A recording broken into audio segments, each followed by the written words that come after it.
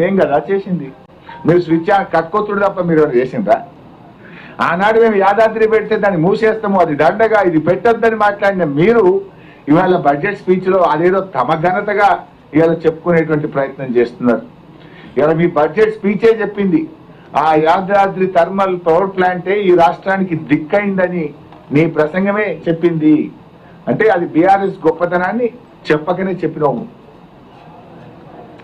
సింగరేణి గురించి మాట్లాడి ఇంకేందో, సింగరేణిని స్కామ్ల గనిగా మార్చారు మీరు, కుంభకోణాల కేంద్రంగా మార్చారు.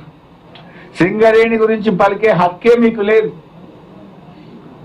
Bogus production, bogus income tax కట్టిండ్రు, బోగస్ బోనస్లు ఇచ్చి ఇవాళ సింగరేణి కొలాప్స్ అయ్యేటువంటి పరిస్థితి తెచ్చిండ్రు మీరు.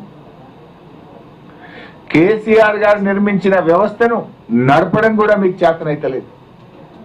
అరే ఇరిగేషన్ లో కూడా బోగసే. మొదటి బడ్జెట్ లో 6 ప్రాజెక్టులు పూర్తి చేస్తాం, 6 లక్షల ఎకరాలకు నీళ్ళు ఇస్తామన్నారు. రెండవ బడ్జెట్ లో 8 ప్రాజెక్టులు పూర్తి చేస్తాం, 6 లక్షల ఎకరాలకు నీళ్ళు ఇస్తామన్నారు. 2 బడ్జెట్లు అయిపోయినాయి. ఒక్క ఎకరానికి నీళ్ళు ఇచ్చిండ్రా? ఒక్క ప్రాజెక్ట్ అన్న పూర్తి చేసిండ్రా? అసలు మీ బడ్జెట్ ప్రసంగాలకు ఏమైనా వీసమెత్తైన నిజాయితీ ఉందా, నిజముందా? మరి ఎన్ని ప్రాజెక్టులు పూర్తయినాయి చెప్పండి? 12 లక్షల ఎకరాలకు నీళ్లు ఇస్తామని చెప్పి ఎక్కడైనా నీళ్లు ఇచ్చిందా మీరు? అంటే సాగునీటి రంగాన్ని ఈ ప్రభుత్వం తీవ్రంగా నిర్లక్ష్యం చేసింది. బ్రేక్ఫాస్ట్ పథకం గురించి బల్లలు కొట్టుకున్నారు. ఇవాళ ఎవరు పెట్టింది బ్రేక్ఫాస్ట్ పథకం? బీఆర్ఎస్ ప్రభుత్వమే ఈ బ్రేక్ఫాస్ట్ పథకాన్ని ప్రారంభించింది.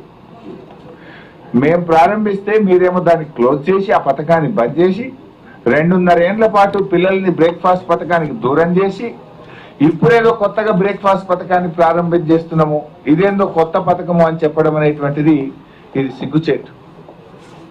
అట్లనే టిమ్స్ ఏం చెప్తుండే ఏది టిమ్స్ సనత్ నగర్ 2026 డిసెంబర్లో ప్రారంభిస్తాం. ఎన్ని డేట్లు చెప్తుంది? ఇప్పటికీ 4 డేట్లు మారినాయి. టిమ్స్ సనత్ నగర్ కు 2.5 ఏళ్లలో 4 డేట్లు పెట్టింది. ఇది 5వ డేట్ బడ్జెట్.